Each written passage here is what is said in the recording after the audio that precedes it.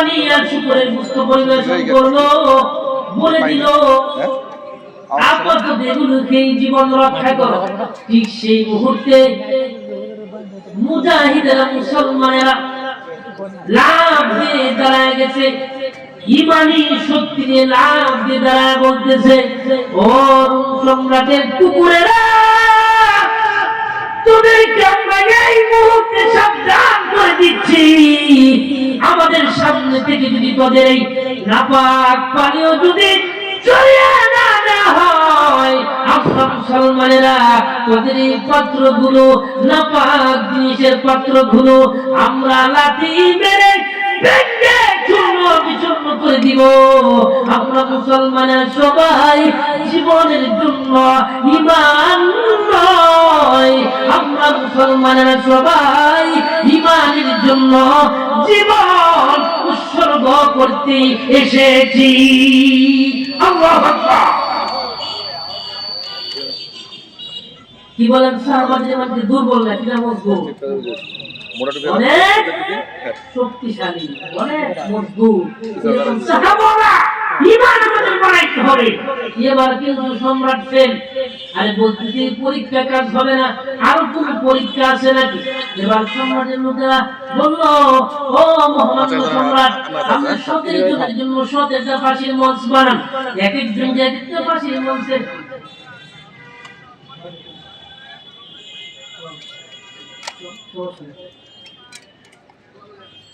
এক একজনকে এক এক ফাঁসির মঞ্চে দাঁড় করান, আর সবার সামনে একজনকে ফাঁসিতে ঝুলান। দেখবেন বাকিদের ঈমানের কাজও শেষ। এবার সম্রাট 17 জনের জন্য 17টা ফাঁসির মঞ্চ বানালেন, এক একজনকে এক এক মঞ্চে দাঁড় করালেন, একজনকে ফাঁসির মঞ্চে নিয়ে গেলেন। আব্দুল্লাহ ইবনে হুযাফাকে সম্রাট লক্ষ্য করে বলতেছে, আব্দুল্লাহ দেখো, ওই যে তোমার সাথী ভাই এই মুহূর্তে ফাঁসির মঞ্চে ঝুলবে, শুধু তার যে অবস্থা হবে শুধু তাই নয়, বরং তোমাদের প্রত্যেকেরই এই অবস্থা হবে। একটু চিন্তা করে দেখো, এখনো সময় আছে। সর্বশেষ আব্দুল্লাহ ইবনে হুযাফাকে ফাঁসির মঞ্চে নিয়ে যাওয়া হলো। আব্দুল্লাহ ইবনে হুযাফা ফাঁসির মঞ্চে দাঁড়ানো, গলায় ফাঁসির রশি। আচ্ছা আমার কোরআনের ভাইয়ার, একটু চোখটা একটু বন্ধ করে চিন্তা করে দেখেন তো দেখি, ফাঁসির মঞ্চে দাঁড়ানো, গলায় ফাঁসির রশি বাঁধা, এই অবস্থায় একজন সিংহ পুরুষের পক্ষেও কি টিকে থাকা সম্ভব? কি বলেন? আপনার আমার পক্ষে সম্ভব না। আব্দুল্লাহ ইবনে হুযাফা রাদিয়াল্লাহু তাআলা আনহু ফাঁসির মঞ্চে দাঁড়ানো, গলায় ফাঁসির রশি। সম্রাট আব্দুল্লাহ ইবনে হুযাফার দিকে তাকালেন, তাকায়া দেখে আব্দুল্লাহ ইবনে হুযাফা সম্রাটের দিকে তাকায়া মুস্কি মুস্কি হেসে আব্দুল্লাহ ইবনে হুযাফাকে কি দিয়েছে, সম্রাটের কি দিয়েছে। এবার সম্রাটের রাগ আরো বেড়ে গেল, বলতেছে, কি ব্যাপার, আমি চাই ফাঁসির মঞ্চে দাঁড়ায় আছে ওরা, গলায় ফাঁসির রশি, ফাঁসি দিয়ে আমি তাদেরকে মারতে চাই, আর ওরা আমার দিকে মুস্কি মুস্কি হেসে ফাঁসির রশি গলায় দিয়ে আমার দিকে মুস্কি মুস্কি হেসে আমার ক্রিটিসাইজ করতেছে। এবার সম্রাট বলতেছে, আমার মন্ত্রী পরিষদেরা, এদের কিভাবে মারলে হবে না, বরং আরো কঠিন থেকে কঠিন শাস্তি দিয়ে তাদেরকে মারতে হবে। সম্রাট বলতে, কি পদ্ধতি, ব্যবস্থা কাটে। এবার মন্ত্রী পরিষদের বলল, ও মহামান্য সম্রাট, আপনি বাজার থেকে একটা বড় কড়াই নিয়ে আসেন, মনের পর মন তৈল দেন কড়াইয়ের মধ্যে, নিচ দিয়ে আগুন ধরায় দেবেন, আগুনের ধাপে যখন কড়াইয়ের তৈল ঠকবক ঠকবক করে উঠবে, যখন গরম হবে, যখন ঠিক সেই মুহূর্তে 17 জন মুজাহিদকে তৈলের কড়াইয়ের সামনে দাঁড় করাইবেন, আর একজন মুজাহিদকে সবার সামনে হাত পা বেঁধে তৈলের কড়াইয়ের মধ্যে ছেড়ে দিচ্ছে, দেখবেন বাকিদের ইমানের কাজও শেষ। এবার সম্রাট কড়াইয়ের তৈল যখন গরম হয়ে উঠল, ঠকঠক ঠকঠক করে উঠছে, ঠিক সেই মুহূর্তে সতেরো মুজাহিদকে তৈলের কড়াইয়ের চোখের পাশে দাঁড় করাইল। একজন মুজাহিদকে হাত পা বেঁধে তৈলের কড়াইয়ের সামনে নিয়ে যাওয়া হলো। সম্রাট আব্দুল্লাহ হুযাফাকে লক্ষ্য করে বলতেছে, দেখো এই মুহূর্তে তোমার সাথী ভাইকে তৈলের কড়াইয়ের মধ্যে ছেড়ে দেওয়া হবে, কি পরিণতি না হবে, কি অবস্থাটা হবে, তোমরা একটু ভেবে দেখো, একটু চিন্তা করে দেখো। এবার আব্দুল্লাহ ইবনে হুযাফা রাদিয়াল্লাহু তাআলা আনহু নিজের জীবনের জন্য নয়, সাথীর জীবন রক্ষাতে একটু চিন্তা করলেন যে রাজি হয়ে যায়, একটু চিন্তা ফিকির করতেছে। কিন্তু আমার কোরআনের ভাইরা হাত পা বাঁধা সাথী সেই মুহূর্তে জানাইয়া দিলেন, ও আমার মুসলমান ভাইরা, ও আমার ইমানদার ভাইরা, কখনো তোমরা আমার জীবন রক্ষার্থে কাফের মুশরিকদের সাথে ঈমান নিয়ে ইসলাম নিয়ে তোমরা সন্ধি স্থাপন করবা না।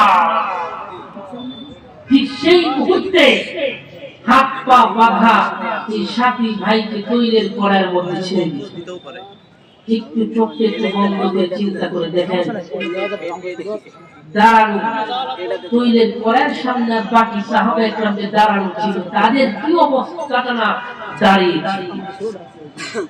শেষ পর্যায়ে সর্বশেষ আব্দুল্লাহ ইবনে হুযাফাকে নিয়ে যাওয়া হলো ফাঁসির মঞ্চে। আব্দুল্লাহ ইবনে হুযাফাকে যখন ফাঁসির মঞ্চে নিয়ে যাওয়া হলো, চাইতেছে আব্দুল্লাহ ইবনে হুযাফা ফাঁসির মঞ্চে, তোমার আব্দুল্লাহ ইবনে হুযাফা কাঁদতেছে, চোখের পানি বেয়ে বেয়ে পড়তেছে। আব্দুল্লাহ ইবনে হুযাফা চোখের পানি। এবার সম্রাট তো খুব খুশি, খুব আনন্দিত, বলতেছে, ও আব্দুল্লাহ কি ব্যাপার? এক সময় তো ফাঁসির মঞ্চে দাঁড়িয়ে মুস্কি মুস্কি হেসে আমাকে ক্রিটিসাইজ করেছিল, এখন থেকে কান্দ। ও এইবার বুঝে আসছে মৃত্যু কাকে বলো, মরণের ভয় ঢুকছে। এইবার বুঝি দুনিয়ার মহব্বত তোমার ভেতরে ঢুকছে, এবার টাকার মহব্বত ঢুকছে, বুঝছি। আব্দুল্লাহ কাটা দরকার নাই, আরে আমার শর্তে রাজি হয়ে যাও, তোমাদেরকে শুধু বিদায় দিব তা নয়, বরং আমি সম্রাট তোমাদেরকে পারস্যের গোটা সাম্রাজ্যের মালিক বানায় আমি তোমাদেরকে তোমাদের বিদায় দিই। আমার কোরআনের ভাইরা, এই মুহূর্তে আব্দুল্লাহ ইবনে হুযাফা সম্রাটকে দিয়ে জবাবটা দিয়েছিলেন। আমার মনে হয় বর্তমান সমাজের প্রত্যেকটা মানুষের জন্য স্মরণ রাখা দরকার, আব্দুল্লাহ ইবনে হুযাফা রাদিয়াল্লাহু তাআলা আনহু সম্রাটকে কি জবাব দিয়েছিলেন। সম্রাটকে জবাব দিয়েছিলেন,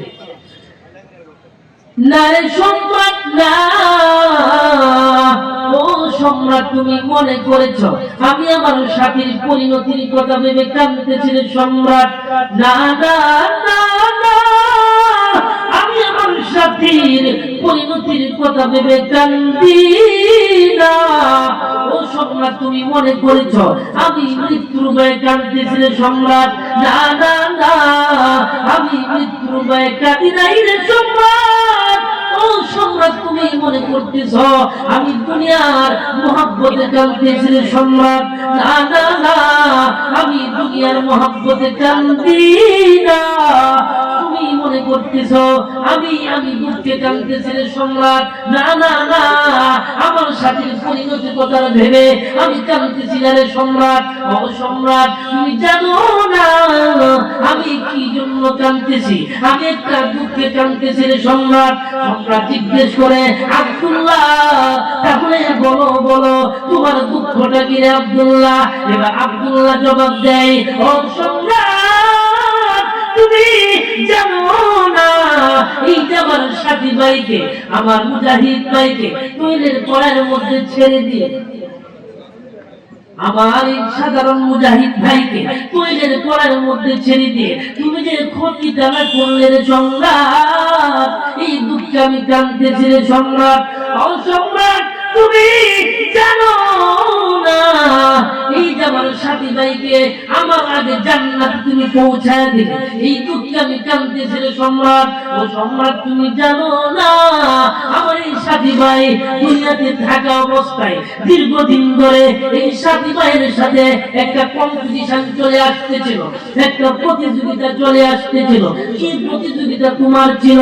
এবার আব্দুল্লাহ ইবনে হুযাফা রাদিয়াল্লাহু তাআলা জবাব দেয়, ও সম্রাট শুনো শুনো শুনো, আমার এই সাথী ভাই যদি দুনিয়াতে থাকা অবস্থায় 2 রাকাত নফল নামাজ আদায় করত, আমি আব্দুল্লাহ 4 রাকাত নফল নামাজ আদায় করতাম, কখনো হার মানতে রাজি ছিলাম না। আমার এই সাথী ভাই যদি দুনিয়াতে থাকা অবস্থায় 1 ঘন্টা আল্লাহর রাস্তায় জিহাদ করত, আমি আব্দুল্লাহ 2 ঘন্টা আল্লাহর রাস্তায় জিহাদ করতাম। আমার এই সাথী ভাই যদি দুনিয়াতে থাকা অবস্থায় 1000 টাকা আল্লাহর রাস্তায় দান করত, আমি আব্দুল্লাহ 2000 টাকা আল্লাহর রাস্তায় দান করতাম। আমার এই সাথী ভাই যদি 1 ঘন্টা কোরআন তেলাওয়াত করত, আমি আব্দুল্লাহ 2 ঘন্টা কোরআন তেলাওয়াত করতাম। জীবনে কোনদিন আমি হার মানতে রাজি ছিলাম না। ও সম্রাট, তুমি জানো না আজকে আমার দুঃখ জীবনের শেষ বেলায় এসে, জীবনের শেষ প্রান্তে এসে আমি আমার সাথী ভাইয়ের সাথে হেরে গেলাম। আমার সাথী ভাই আমার আগে জান্নাতে চলে গেল, এই দুঃখে আমি কাঁদতেছি রে সম্রাট। ও সম্রাট, তুমি মনে করতেছ আমি জীবনের মহব্বতে কাঁদতেছি? না না না না, জীবনের মহব্বতে আমি কান্দি না। ও সম্রাট, তাহলে শুনে রেখো, একটা জীবন কেন, আরশের মালিক যদি আমি আব্দুল্লাহকে 1000টা জীবন দিত, আমি আব্দুল্লাহ একটা জীবন আল্লাহর রাস্তায় দিয়া দেখা দিতাম আমি আমার ইসলামকে কতটুকু ভালোবাসি, আমি আমার আল্লাহকে কতটুকু ভালোবাসি, আমি আমার সরকারে দু আলম নবী মুহাম্মদুর রাসূলুল্লাহ সাল্লাল্লাহু আলাইহি ওয়াসাল্লামকে কতটুকু ভালোবাসি। নারে তাকবীর! আমার কোরআনের ভাইরা, এই জবাব যখন সম্রাটে শুনলেন, সম্রাট এবার মনে মনে চিন্তা করতে চায়, এদের ঈমান তো অনেক মজবুত, এই মুহূর্তে যদি তাদেরকে আমি মুক্তি না দেই তাহলে আমার সম্মান তো আরো কমবে, এই জন্য তাদেরকে বিদায় দিতে হবে তাড়াতাড়ি। সম্রাট মুসলমানদের কাছে যায় বলতেছে, এই মুসলমানরা শুনো, আমি তোমাদেরকে এই মুহূর্তে মুক্তি দিয়ে দিব, তবে একটা সাধারণ হালকা একটু শর্ত পালন করলে তোমাদেরকে মুক্তি দিয়ে দিব। কি শর্তটা? হচ্ছে আমার কপালে একটু তোমাদের চুমু দিতে হবে। আমার কোরআনের ভাই আব্দুল্লাহ ইবনে হুযাফা রাজি হয়েছে, ঠিক কপালে চুমু দিবে। মুসলমানেরা এত নির্ভুল নয়, মুসলমানেরা তো বোকা নয়, রাজি হয়েছে সম্রাটের কপালে চুমু দিবে। কিন্তু চুমু দেওয়ার সময় দেখা গেল আব্দুল্লাহ ইবনে হুযাফা রাদিয়াল্লাহু তাআলা আনহু সম্রাটের কপালে হাত রাখলেন, সম্রাটের কপালে হাত রাখছে আর হাতের মধ্যে চুমু দিছে। আর সম্রাটের মনে মনে মন খোলা খায়া খুশিতে বলতেছে, তোমরা তাড়াতাড়ি আমার সাম্রাজ্য ছাড়ো।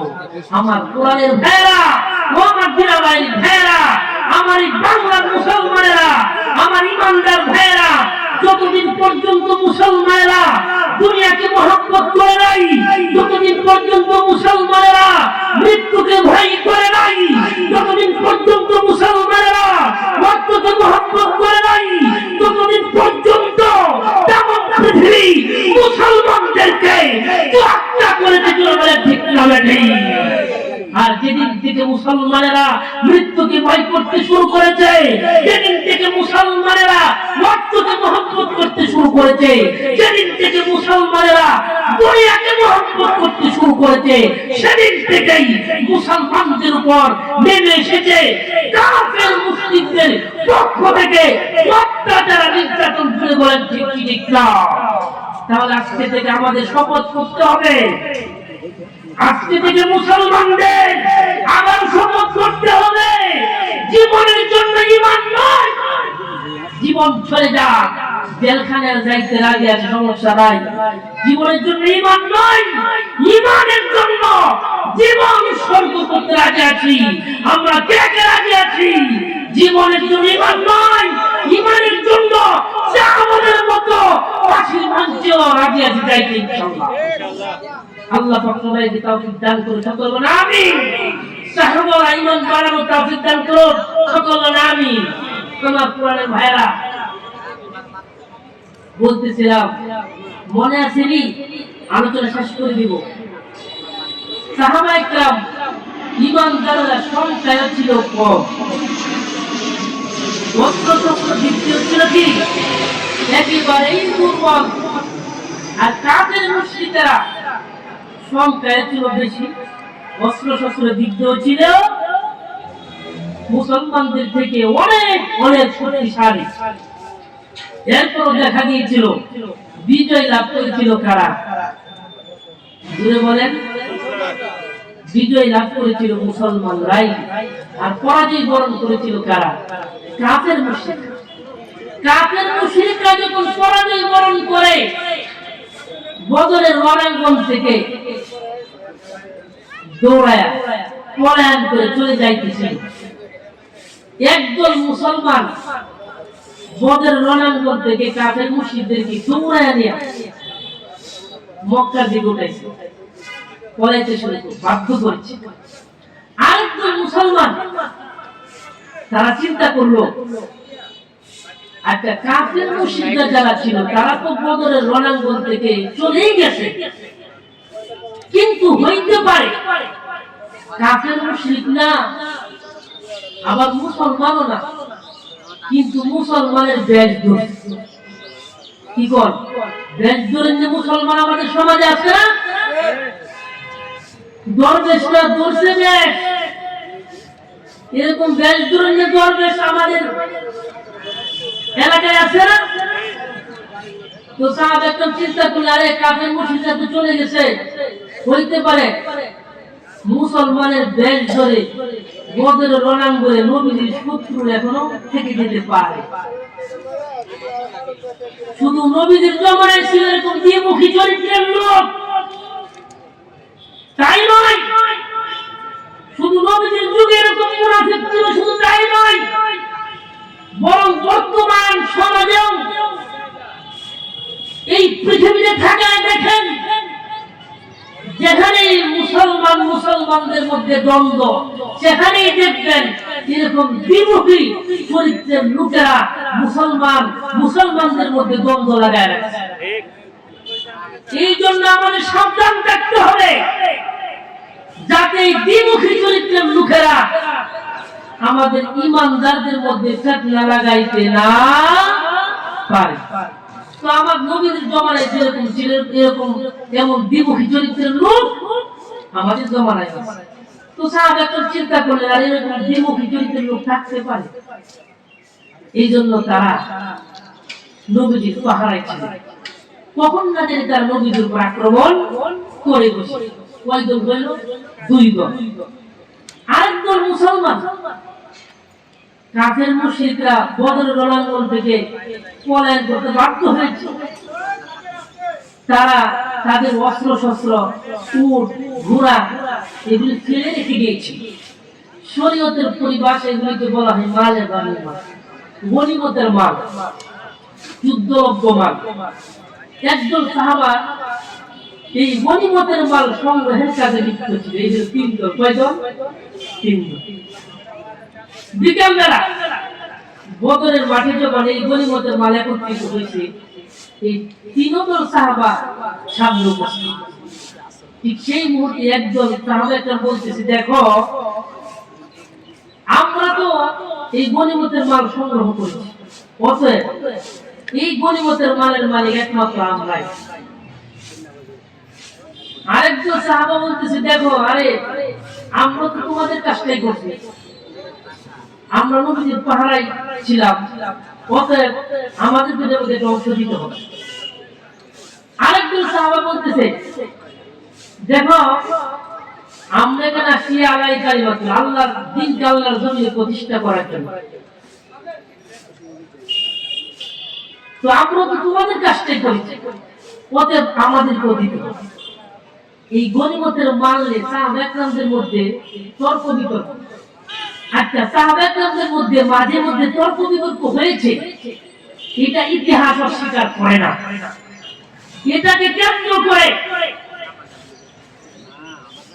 আহলে সুন্নাত ওয়াল জামাতের পক্ষে কোন সাহাবার বিরুদ্ধাচরণ করার কোন সুযোগ নাই। সাহাবা একরামদের মধ্যে তর্ক বিতর্ক হয়েছে, ইতিহাস এটা অস্বীকার করে না, কিন্তু নবীর ফায়সালা যখন তাদের সামনে এসেছে তখন আর তাদের এই তর্ক বিতর্ক আর থাকে বাকি থাকে নাই। এই যে গনিমতের মাল নিয়ে তর্ক বিতর্ক, ঠিক সেই মুহূর্তে কিছু অভিজ্ঞ সাহাবা کرام, বয়স্ক সাহাবা کرام তারা বলতেছে, দেখো এই গনিমতের মাল নিয়ে তর্ক বিতর্ক করার কোনো যুক্তি নাই। আমাদের মাঝে নবীজি আছে, নবীজি আমাদেরকে যদি ফায়সালা দেয়, এই ফায়সালা আমরা মেনে নিব। তিনি যদি আমাদের একদলকে দেয় সেটাও আমরা মেনে নিব, যদি কাউকে না দেয় সেটাও আমরা মেনে নিব, যদি সবাইকে সমান সমান করে ভাগ করে দেয় সেটাও আমরা মেনে নিব। এই কথাই কিন্তু সবাই একমত। তো সাহাবা کرامদের মাঝে মধ্যে তর্ক বিতর্ক হয়েছে, এটা ইতিহাস অস্বীকার করে না। এটাকে নিয়ে কেন্দ্র করে সাহাবা کرامদেরকে তিরস্কার করা যাবে না।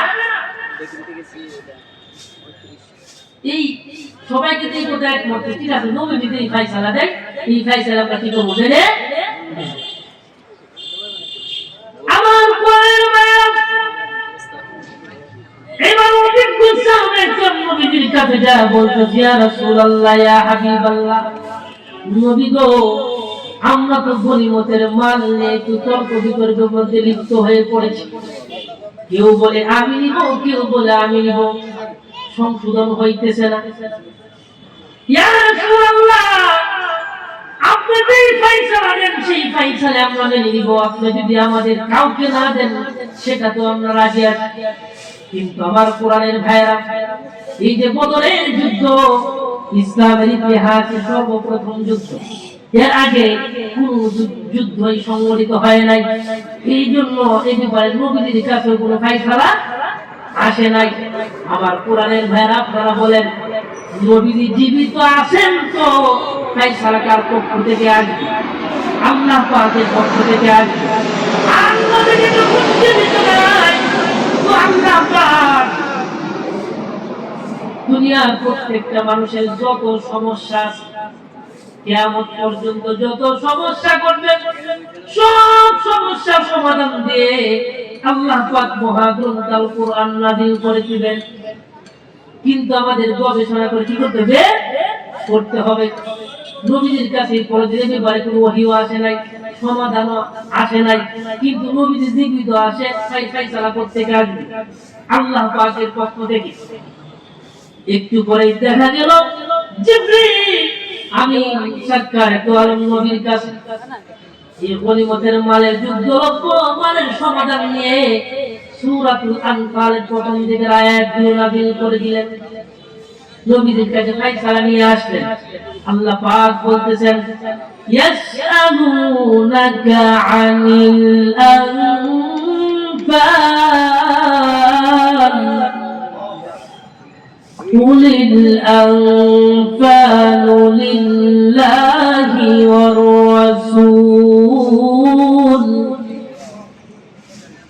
فاتقوا الله وأصلحوا ذات بينكم وأطيعوا الله ورسوله إن كنتم مؤمنين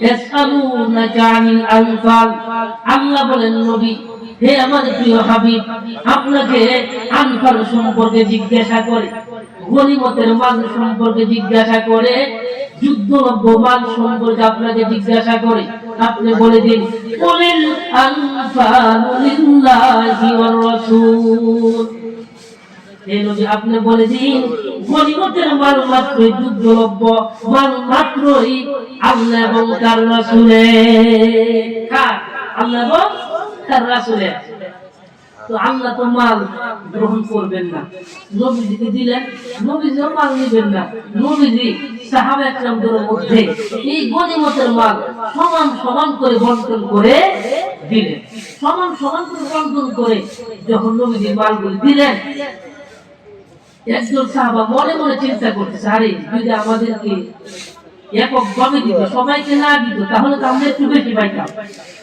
আচ্ছা আল্লাহ কি অন্তরের খবর জানে না কি কর অন্তরের খবর আল্লাহ পাক জানে না চোখে কি ইশারা হয় সেটা আল্লাহ পাক জানে আল্লাহ অন্তরের অন্তর জানে আল্লাহ পাক তখন এই সিদ্ধান্ত দিলেন কিন্তু চিন্তা করে তোমাদের দরকার নাই কি আল্লাহ পাক বলেন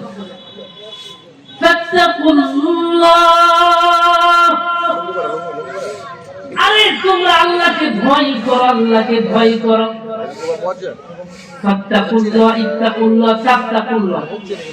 প্রায় 82 বার আল্লাহ পাক এই শব্দটা কোরআনের মধ্যে এনেছেন যে আল্লাহর ভয় করো আল্লাহর ভয় সম্বলিত আয়াত তাকওয়া তাকওয়ার কথা আল্লাহ পাক বারবার কোরআনে কেন বললেন কারণ এই তাকওয়া যদি ব্যক্তির মধ্যে আসে ব্যক্তি সভ্যভদ্র হয়ে যায় এই তাকওয়া যদি কোনো পরিবারের মধ্যে ঢুকে এই পরিবার সভ্যভদ্র হয়ে যায় এই তাকওয়া যদি কোনো সমাজের মধ্যে ঢুকে এই সমাজের মানুষ সভ্যভদ্র হয়ে যায় এই তাকওয়া যদি কোনো রাষ্ট্রের মধ্যে ঢুকে এই রাষ্ট্রের প্রত্যেকটা মানুষ সভ্যভদ্র হয়ে যায় আমার কোরআনের ভাইরা তাকওয়া যদি কোনো ব্যক্তির মধ্যে না থাকে সমাজের মধ্যে না থাকে রাষ্ট্রের মধ্যে না থাকে তাহলে ইফতিজি মারামারি কাটাকাটি দুর্নীতি কিছুই বন্ধ হবে না পুলিশ পাহারা দিয়ে বন্ধ করতে চাইবেন আর্মি মিডিয়া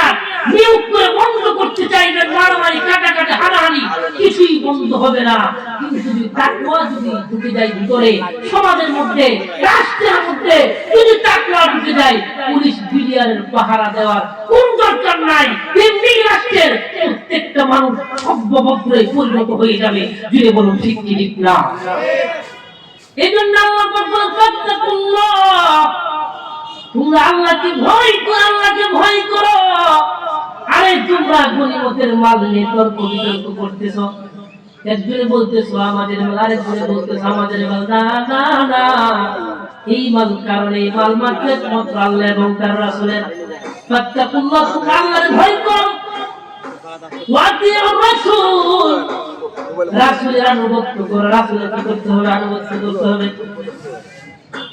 ফাত্তাকুল্লাহ ওয়াসলিহু যাতা বাইনিকুম পরস্পরের মিল মহব্বতে থাকো ঝগড়া করা দরকার নাই ওয়াতিউল্লাহ ওয়া রাসূলহু আল্লাহ এবং রাসূলের আনুগত্য করো ইন কুনতুম মুমিনিন যদি তোমরা মুমিন হও আমার কোরআনের ভাইরা আমরা কি যদি মুমিন নাকি খাঁটি মুমিন ঈমানদার আমরা কি ঈমানদার এতে কোনো সন্দেহ আছে আমার কোরআনের ভাইরা সন্দেহ আছে সন্দেহ নাই কিন্তু আমার কোরআনের ভাইরা খাঁটি ঈমানদার এটা মুখে বললে হবে না বড় খাঁটি ঈমানদার হইতে হইলে আল্লাহ রাব্বুল আলামিন সূরাতুল আনফালের প্রথম দিকের আয়াতগুলোতে যে সত্যিকারের খাঁটি মুমিনের পরিচয়টুকু দান করেছেন এই পরিচয়টুকু আপনারা আমাদের ফিট করতে হবে কি পরিচয়টুকু দান করেছেন আল্লাহ পাক বলেন খাঁটি ঈমানদারের বৈশিষ্ট্য আল্লাহ পাক বলেন إنما المؤمنون الذين إذا ذكر الله الله وجلت قلوبهم وإذا تليت عليهم آياته زادتهم إيمانا وعلى ربهم يتوكلون الله أكبر إنما المؤمنون الذين إذا ذكر الله وجلت قلوبهم এক নম্বর বৈশিষ্ট্য খাঁটি ঈমানদার তারাই আল্লাহর কথা যখন তাদের সামনে আলোচনা করা হয়, আল্লাহর কথা যখন তাদের সামনে স্মরণ করা হয়, তখন আল্লাহর ভয়ে তাদের অন্তরটা কেঁপে ওঠে। আল্লাহর ভয়ে তারা গুনাহ করতে পারে না, আল্লাহর ভয়ে তারা নামাজ ছাড়তে পারে না, আল্লাহর ভয়ে সুদ খাইতে পারে না, ঘুষ খাইতে পারে না, আল্লাহর ভয়ে জুলুম করতে পারে না, আল্লাহর ভয়ে সে অন্যের জমিন দখল করতে পারে না। এক নম্বর বৈশিষ্ট্য, আল্লাহর আলোচনা করা হইলে আল্লাহর ভয়ে তার অন্তরটা কেঁপে ওঠে।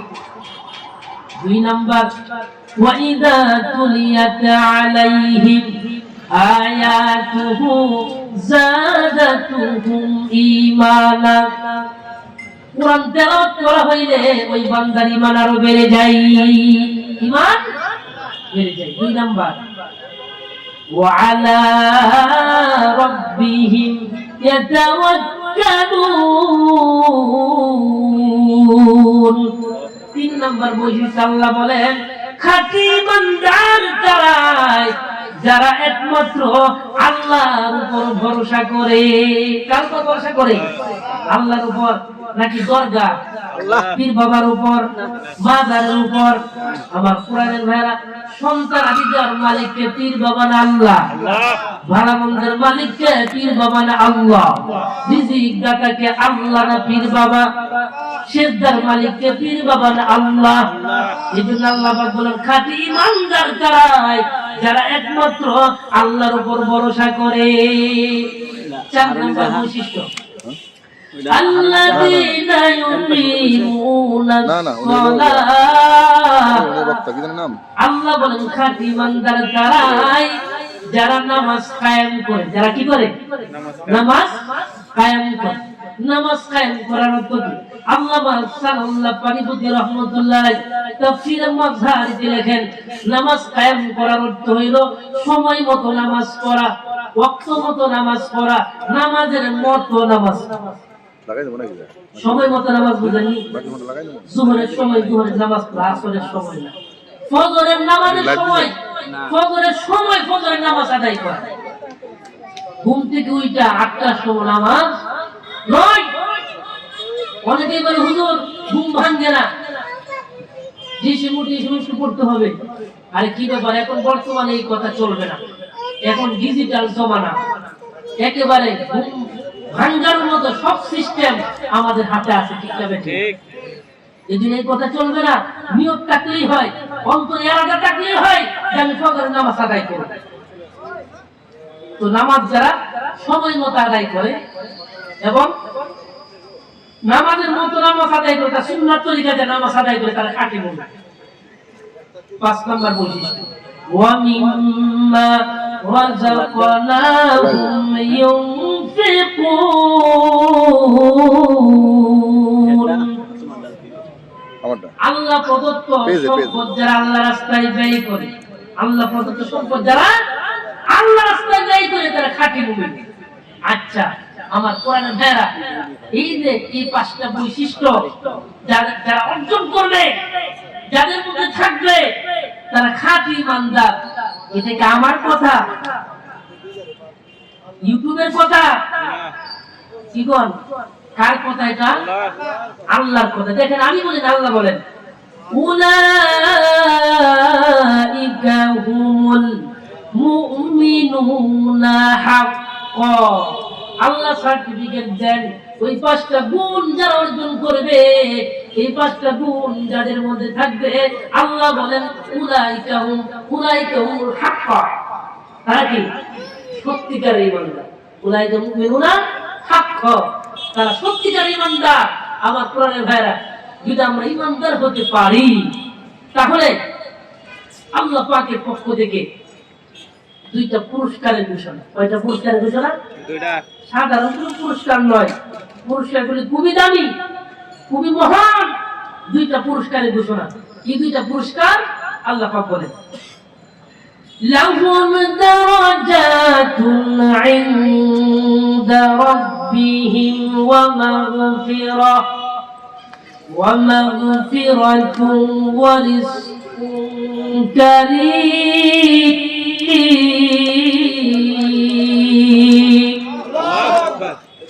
এক নম্বর পুরস্কার আল্লাহ বলেন বান্দা তুমি যদি খাঁটি ইমানদার হয়ে যাইতে পারো, তুমি যদি এই 5টা বৈশিষ্ট্য অর্জন করতে পারো, তাহলে তুমি আমি সার্টিফিকেট দিলাম তুমি খাঁটি ইমানদার। খাঁটি ইমানদার যদি হইতে পারো, আমি আল্লাহর পক্ষ থেকে তোমাকে দুইটা পুরস্কারে পুরস্কৃত করব। সাধারণ কোনো পুরস্কার নয়, খুবই দামি পুরস্কার, খুবই মহান পুরস্কার। এক নম্বর পুরস্কার বান্দা শুনো, আমি আল্লাহ তোমারে ক্ষমা করে দিব। 2 নম্বর পুরস্কার, আমি আল্লাহ তোমার জন্য সম্মানজনক রিজিকের ব্যবস্থা করে দিব। তোমার রিজিক সম্মানজনক রিজিকের ব্যবস্থা। কি বলে পুরস্কার খুবই দামি না? আল্লাহ পাক আমাদের অল্প সময় আলোচনা করলাম, আল্লাহ পাক আমাদেরকে যেন খাঁটি ইমানদার বানায়।